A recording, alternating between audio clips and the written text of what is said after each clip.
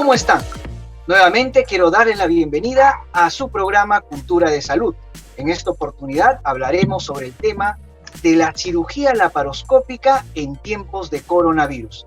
Estas patologías quirúrgicas que se resuelven muy bien con la cirugía laparoscópica, de alguna manera se ha estado postergando, sobre todo por el temor al contagio o por otros factores del propio contexto que estamos viviendo. Y para entender mejor este tema, hoy contamos en el programa con un profesional de lujo. Me refiero al doctor Juan Carlos Álvarez Salinas. Bienvenido, doctor Juan Carlos, a su programa Cultura de Salud. Muy buenas noches, doctor Jesús Alonso. Un gusto poder compartir con usted este momento, ¿no? Muy bien. El doctor Juan Carlos Álvarez Salinas es médico cirujano, especialista en cirugía digestiva y laparoscópica del Hospital Nacional Hipólito Unanue.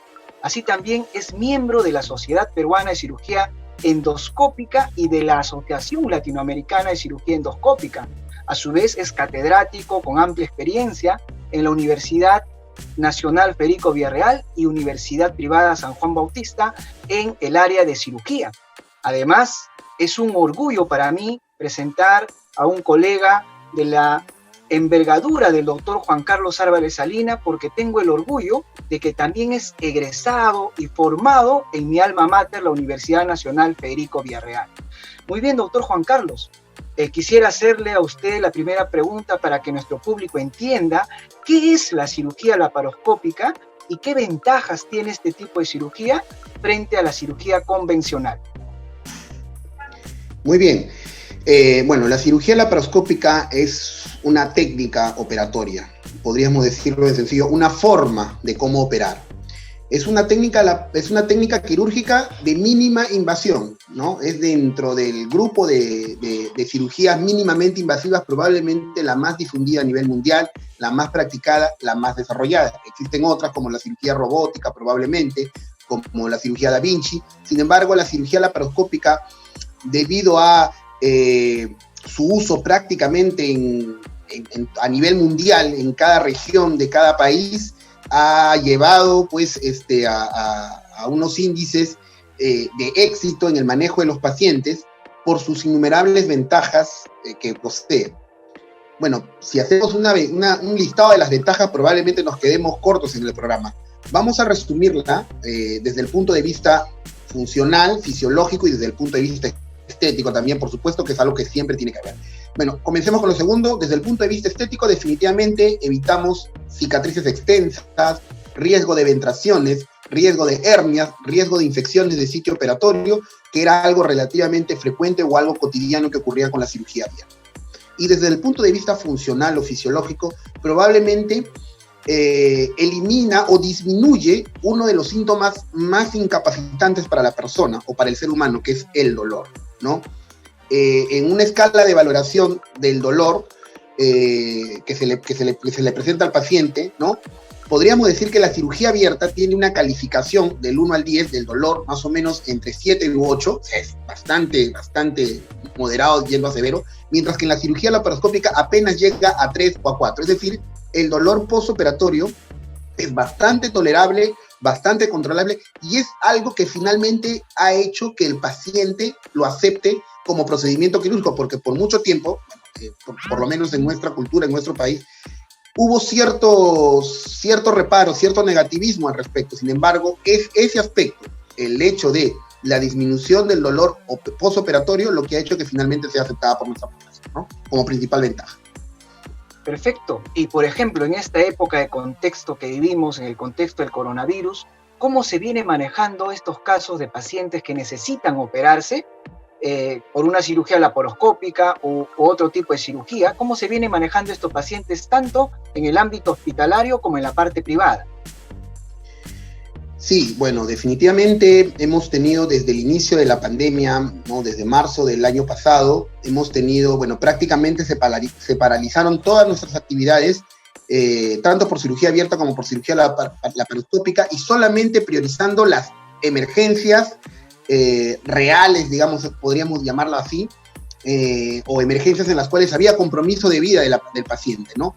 Por un tema de temor, quizás en cuanto a lo que es no tanto al contagio, sino al uso de protocolos para el manejo de ese tipo de pacientes, porque esto ha sido una enfermedad nueva, algo que nos ha sorprendido a todos. A medida que han ido pasando los meses, poco a poco se han ido adaptando protocolos, adaptando medidas de bioseguridad en el manejo dentro de lo que es el cirujano en centro quirúrgico, y específicamente hablando de lo que es cirugía laparoscópica, se retrasó un poco más, estuvimos utilizando solamente o manejando solamente la cirugía abierta, porque existió inicialmente en Europa, que es donde comenzaron con el tema de la pandemia, donde se comenzó el tema de la pandemia y sobre todo su estudio en relación a la cirugía laparoscópica, existía el temor de que puede existir carga viral dentro de lo que es el humo quirúrgico, que es lo que le llamamos nosotros.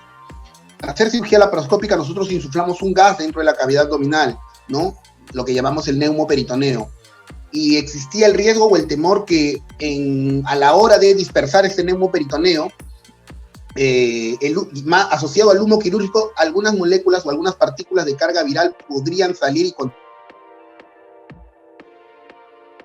desechas, pero de todas maneras de forma preventiva comenzaron a utilizarse unos dispositivos conocidos como evacuadores de humo en los trócares, con lo cual en teoría se disminuye el riesgo, por lo menos de la exposición al humo quirúrgico por parte del cirujano, ¿no? Ya no hay ese riesgo de exposición, todavía no está establecido si en el humo quirúrgico hay o no carga viral, pero por lo menos disminuimos ese riesgo. Y lo otro importante a tener en cuenta en el tema de la cirugía laparoscópica, más que para el cirujano, era para el tema del anestesiólogo. Para cirugía laparoscópica, de todas maneras se necesita anestesia general, y el proceso de intubación y extubación involucraba un riesgo para el anestesiólogo. Ahora, con las medidas de protección, el uso de mascarillas adecuadas, de carillas, de caretas, e incluso el uso de unas casetas que utilizan ahora los anestesiólogos para, digamos, bloquear parcialmente, no estar en contacto directo con la vía aérea solo bajo el momento de la intubación, ha hecho que mejoren los protocolos. Y ahora, bueno, en la parte privada prácticamente se ha normalizado el desarrollo de la cirugía laparoscópica. Operamos las patologías, sea de urgencia o electivas, por vía laparoscópica, y en los hospitales, debido al gran volumen de pacientes que tenemos que priorizar, y digamos, existen casos seleccionados en los cuales va a ser una cirugía rápida, en los cuales va a ser una cirugía sin mayores dificultades, a los cuales estamos dándole la chance o la opción de realizar su cirugía por vía laparoscópica, ¿no? Muy bien, eso quiere decir que de alguna manera ya la experiencia que se ha tenido desde el inicio de la pandemia ha hecho que también nos adaptemos y no posterguemos las cirugías que requiere nuestro paciente, porque si bien es cierto, en este caso estamos viviendo la enfermedad de moda, por así decirlo, es el coronavirus, pero no es la única patología que afecta a nuestra población. Tenemos múltiples enfermedades y entre ellas las patologías quirúrgicas que tienen que ser resueltas por los especialistas. Y justamente ahí viene una pregunta: ¿cuáles son las patologías más frecuentes que se pueden, desde el punto de vista de las emergencias, que pueden ser resueltas por vía laparoscópica? Bueno, el manejo de la cirugía laparoscópica como técnica operatoria depende mucho de lo que nosotros llamamos la curva de aprendizaje, y es básicamente operador dependiente.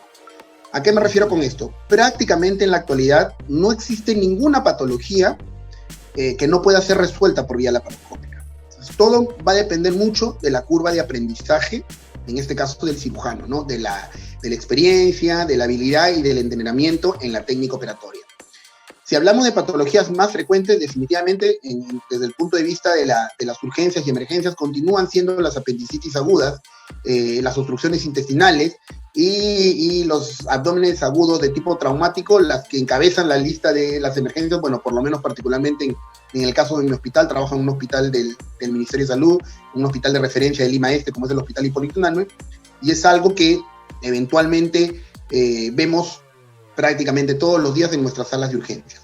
Y todas estas patologías, como te repito, pueden ser resueltas por cirugía laparoscópica.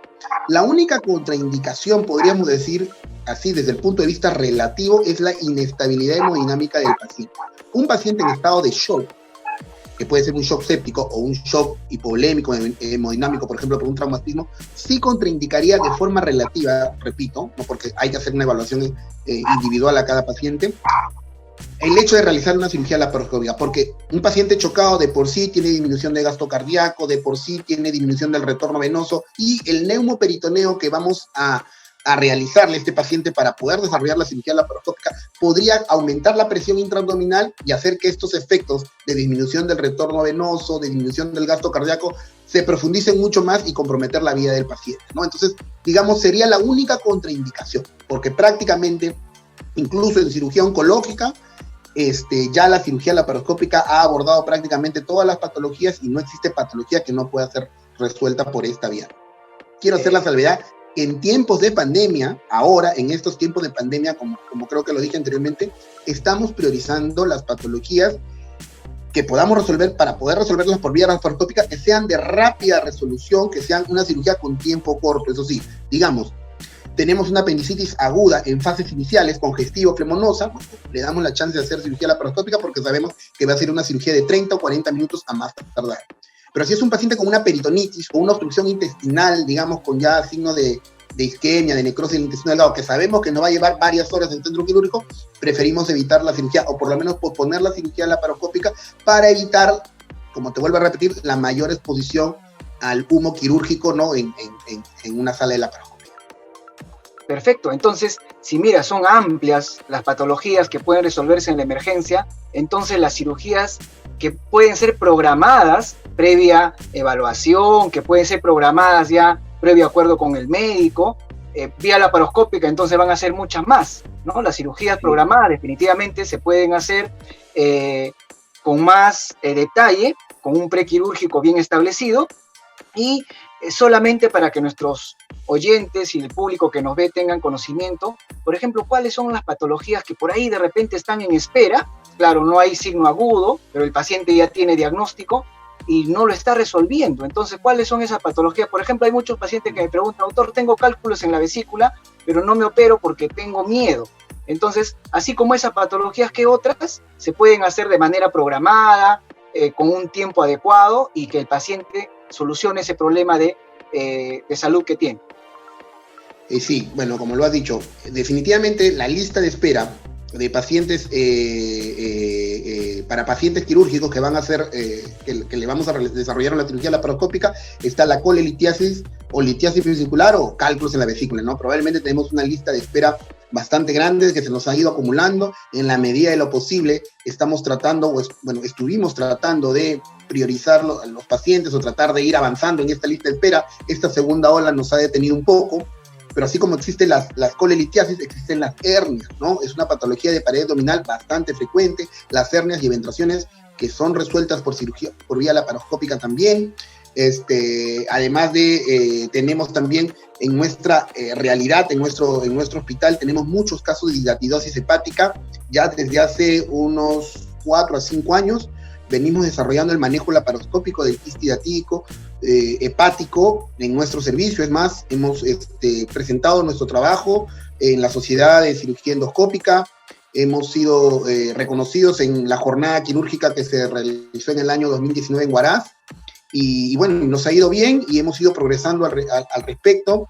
Hemos desarrollado también patología quirúrgica de colon, tanto benigna como maligna. Hemos realizado hemicolectomías derechas poco antes de la pandemia, 2 semanas antes.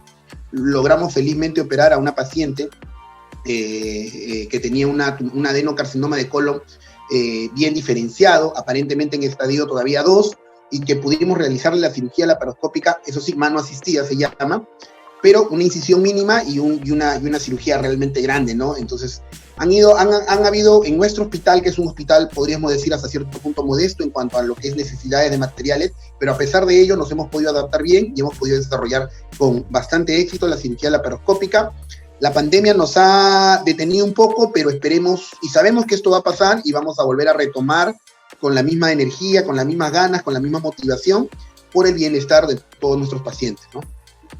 Efectivamente, doctor Juan Carlos, usted lo ha dicho muy bien, y nuestros pacientes tienen que confiar en nosotros los médicos, ¿no? Definitivamente a veces ellos recurren a ciertos lugares donde no le brindan la garantía y terminan complicándose, y esos casos que se complican al final, ¿a dónde llegan? Al hospital, ¿no? Eso nos ha pasado, y preguntamos siempre, ¿dónde te han atendido? A veces por temor no nos dicen el nombre, etcétera, dónde se han atendido, pero han expuesto su salud, ¿no? Para eso, Juan Carlos, ha sido la intención del programa Cultura y Salud. En primer lugar, traerles información. En segundo lugar, aparte de traerles la información, poner también al servicio de nuestros pacientes, de nuestro público, a un profesional del nivel que tú tienes. Entonces quisiéramos compartir el número de teléfono a través del WhatsApp que va a salir en las pantallas del programa.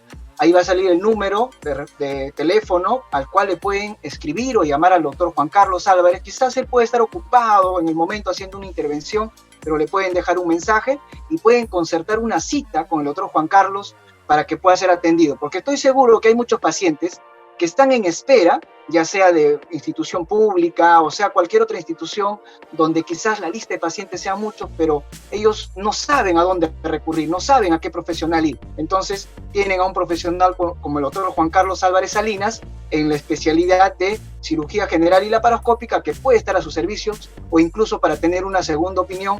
Y si ponen, digamos, en manos del doctor Juan Carlos, y lo digo con mucha confianza, es un profesional de primer nivel y definitivamente va a ser lo mejor para nuestros pacientes. Muy bien, Juan Carlos, quiero darte nuevamente las gracias por tu tiempo, por la disposición que has tenido para compartir con nosotros tu conocimiento y poner también al servicio de nuestra población tu capacidad como médico cirujano. Muchas gracias, con nosotros será hasta otra oportunidad. Muy bien, mis estimados amigos y amigas de su programa Cultura y Salud, nos despedimos hasta otra oportunidad, como siempre, trayéndoles información útil para el cuidado de su salud. Síganos a través de las plataformas virtuales que tenemos para ustedes. Muchas gracias y bendiciones para todos. Gracias.